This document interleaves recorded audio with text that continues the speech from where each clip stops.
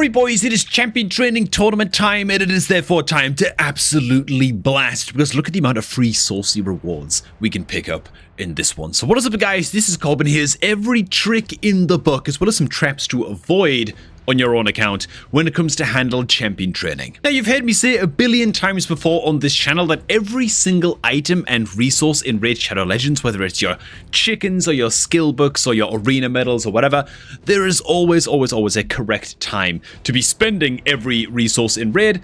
And right now during champion training, this is what your experience brews are for. It's what they're in the game for, right? It is their purpose. And that purpose is to maximize your points in these training events and just get a crap load of free points as you level up your food champions. So the very first thing I'm going to do is I'm going to rank up some food champions. We've got our food champion right here sitting at level 40, ready to rock and roll. And the last thing you want to do is then go ahead and just throw a whole bunch of unleveled up food champions into this champion that we're about to rank up, right? I'm trying to rank this guy up to a 5-star chicken, but I don't want to be spending all of this level 1 food. What we're going to be doing instead is actually throwing some experience brews into these food champions. For me, if it's a 4-star champion, I go ahead, I usually throw in 3 or 4 brews. Honestly, usually I just throw in 3 because I'm a little bit stingy and I like to lean towards being economical with the supplies on my account. And so this is literally all we're going to be doing, right?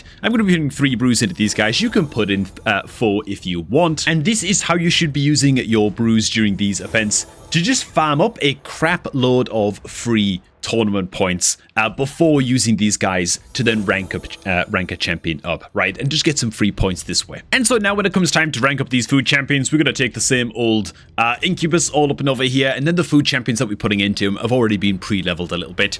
And so bam, we're just getting all kinds of free tournament points this way, using a bunch of old epic champions on this main account because I just have them in abundance, and there's just a lot of champions that I still really need to be using anymore on this main account. But these oldest food champions that we've pumped levels into, and it's just points galore, man. And again, this is simply the way that these brews are supposed to be used. It's a bit of a revelation that I've had in the game recently, that if you're just very precise about how you're spending your resources, like your experience brews during very specific events like this, these resources go really far indeed. In fact, let's just see how we're doing in the tournament so far. Actually, after I rank up just a few more guys. And now here's the result. We've got ourselves all kinds of 5-star food sitting around here as well now. And we're going to do exactly the same thing with these guys before we use them as food as well. Again, you can go up to using 5 brews into these guys.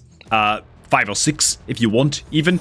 I just go with 4. I think that it's fine. Point is, it's just a stupid amount of free resources. And if these were 3-star food champions as well, I'd put like 1 or 2 experience brews into those as well before you use those to rank anybody up. And that's it really. Let's see how we're doing now in terms of tournament points, just from messing around in the tavern for like 10 minutes. You know what I'm saying? Okay, so I was already on like the gem rewards right here. So what's that? I must have got like another 2,000 or so points just from that, just from using brews into champs that were already ready to rock and roll and sort of ready to rank up. Now, of course, if your account is on the free-to-play side of things, or you just don't have that many experience brews lying around, you've been blasting too many events recently or whatever, then you can just go ahead and throw your food champions into campaign runs instead, like I'm doing right now. This is just a bunch of 4-star food champions that I'm just going to put a few levels into till they hit like level 16, 17, 18, something like that, and just farm those easy event points before I go ahead and use them in the tavern. Same as before, we're just using campaign grinding instead of brews. That's literally it. Hey man, speaking of free-to-play accounts and accounts with just a little bit less resource action to be working with, if you're looking to start off a new Raid account anytime soon and join me in my free-to-play adventure, which I play alongside this main account, then make sure to start your new account right now using my beginner promo link down below at the top of the video description box for 4 free champions, including the legendary Corrado Fox Hunter as your starter champion, if you sign up to Raid and create an account using my beginner link down below. It's the best possible start you could ever dream of for getting a fresh start in Raid in 2025. So yeah, make sure to go ahead and use that promo link, boys. Alright man, on to the next tip, which is going to be building a little bit of event synergy with champion training. What does that mean? It means that if a champion training event or tournament is active, then keep an eye out for any events that involve pulling shards as well at the same time. And here's why. So the Winter's Path event is active right now, and actually summoning champions from, well, any source, I think, gets you some free points for this Winter's Path event. So now is a fine time, if I wanted to just build some easy points by pulling my mystery shards, which are also very, very good to pull during champion training and stuff like that. Because what you can do is just pull a crap load of food champions, usually 1 and 2-star champions, from your mystery shards. So you're just getting some free event points that way for things like Summon Rush or these snow coins, I guess, in this case. And then what you can do is head on back into your tavern, and you can just take, for example, a 2-cost champion that you want to just use as a food champ, and you can just spam use all of your rank 1 guys, maybe even some of your 2-star guys as well, into these food champions. Now, this isn't like the most economical way ever to be leveling up your food champions, but mystery shards are a fantastically economical little cheat code to help get you through things like Summon Rush events and stuff like that. And so if you're ever in a situation where you're just going to be pulling a crap load of mystery shards anyway, then using this method plus like throwing maybe like an XP brew or whatever into your champions on occasion, you can just level a bunch of food champions up to at least like rank 3 and stuff just by pulling a crap load of mystery shards and feeding them in the tavern like so. And then once again, once it comes time to actually rank up a level 20 champion like this, you can go ahead, and if you've got a crazy amount of mystery shards coming in and you've got 2-star champions coming out of your ears, you can go ahead and just feed these champions in like this. Otherwise, you can take the more efficient route of just putting 1 experience brew into your 2-star champions before using them as food champs. I feel like I've kind of ascended beyond the need to do that on my main account at least, but where this on my free-to-play account and I was scrimping and saving and trying to be as efficient as possible with every little resource that I've got on the account, then yeah, I'd be putting 1 experience brew into my 2-star champs just to get those free points. Now, before we get to the traps in these training events that you should be looking to avoid falling victim to, there is one other kind of dungeon synergy or event synergy that you can get going during champion training tournaments. So what you want to do is go ahead and check, well, there's a champion training tournament live right now, so good stuff. But you also want to check what dungeon tournaments are active at the same time as well, because who knows, maybe you want to do both, right? Crazy thought, I know, right? But because there's a Sand Devil 10 attack tournament going on right now, what I can try and do, or even like the Spider 10 attack tournament, right? You want to try to put together a champion team of like 3 or 4 champions that can farm the dungeon tournament, and then in the last 1 or 2 spots that you've got in your team of champions, you can then put food champions into those spots and be leveling champions at the same time as you're farming a dungeon tournament for maximum efficiency. Now, of course, this is particularly good to do if you have a champion in your roster that can literally solo certain dungeons. That can be fantastic, right?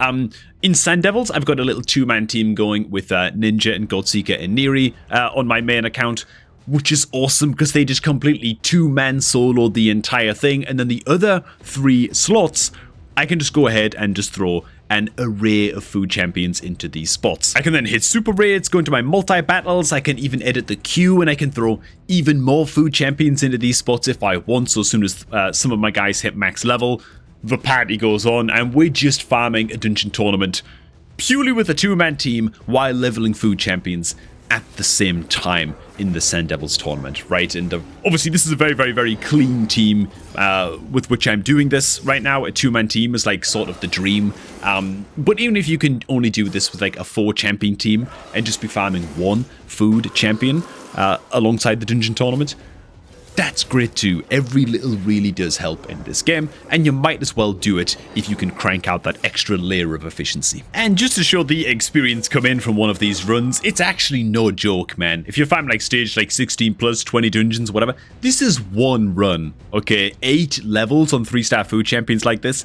It's so much champion training tournament points just for nothing, and at the same time, of course, we're farming the Sand Devil tournament simultaneously, and so, man, holy efficiency, you know what I'm saying? And now for a couple of event traps that you want to avoid, at least in my opinion, that you want to avoid during champion training tournaments in specific. So champion training tournaments and champion training events are similar, but they're not quite the same.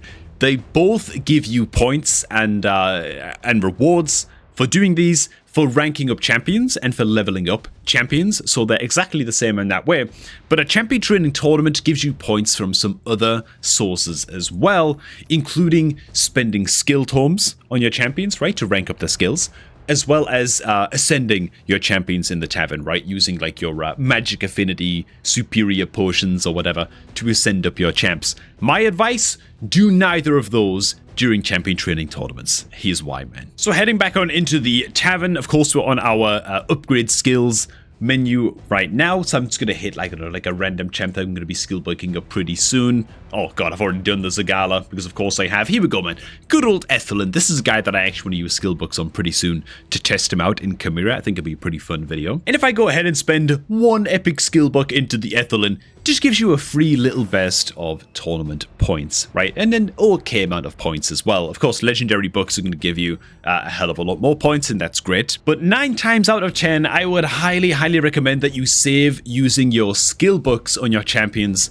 until there's a clan versus clan tournament active, especially a personal rewards clan versus clan tournament where the rewards are just so much better if you're able to actually win with your clan. Simply put, if everybody in your clan is going to try and do that as well and is going to try and commit to using their resources during the CVC instead of during random tournaments, you're just more likely to win bigger and better rewards from the personal rewards CVC, right? To make it more of like a communal clan effort to push for those wins.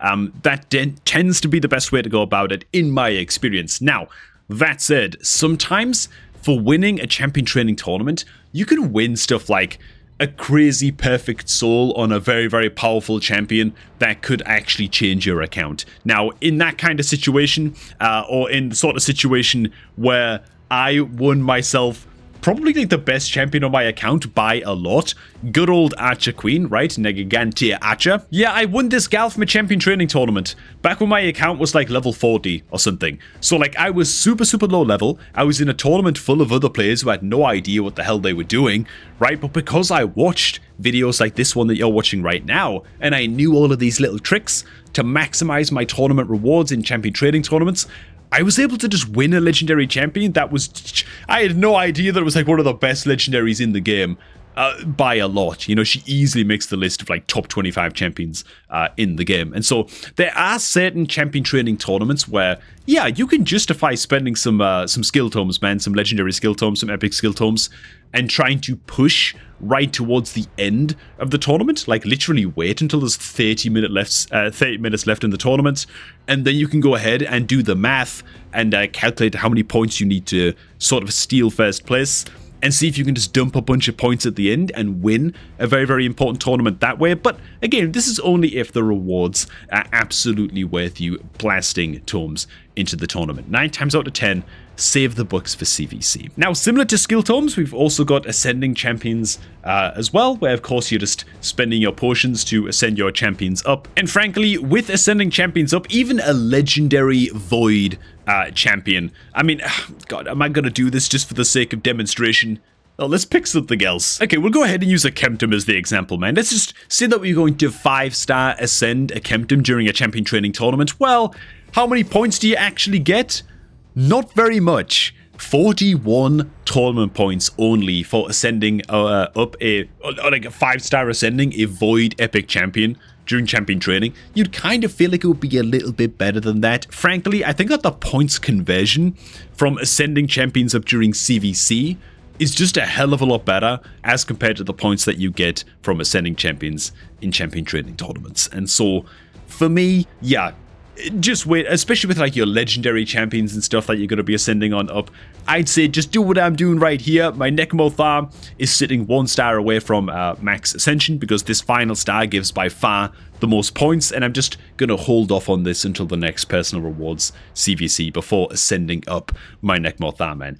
So yeah, while you can get points from ascending champions up during champion training tournaments in your tavern, I'd recommend just wait until the CVC for ascending champs, and 90% of the time wait with the skill books as well. Now last up, the final bit of advice that I've got is, frankly, take some time in between tournaments to go ahead and just prepare your food champions. Like, you can see how many 5-star food champions I've got right now, just sitting around all up in here in my reserve vault. Yeah, these are all level 40 and just sitting around at rank 4 level 40 before this tournament begun, just because I prepared them ahead of time. And that's what I'd recommend that you do as well, man. If I scroll on down here, you're going to see just how many like random 4-star food champions I have just sitting here waiting to take some experience brews and get some free points. Scroll on down as well to the 3-star food champions.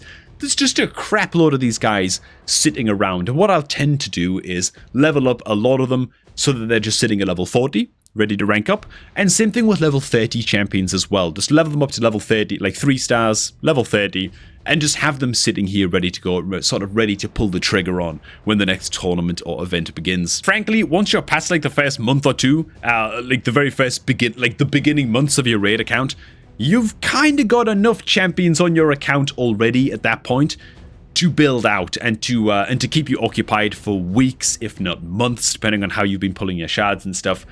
You got plenty of stuff to level up and gear up and rank up and all of those things, right? And so therefore, you should really be in no rush to spend all of your food champions. You know, you can take your time, you can build these guys up, and then you can just wait and be patient and just wait for champion training and stuff to actually rank these guys up and get all your food champions ready to use to take up your next 6-star champions and stuff like that, right? Just be a little bit patient, man, and wait for the events. All right, all of that said, I'm going to go ahead and select the next couple champions I'm going to be taking up to rank 6, which are going to be revealed, by the way, in tomorrow's video. It's going to be quite an important one as to how I'm making these choices, so make sure to stay tuned for that.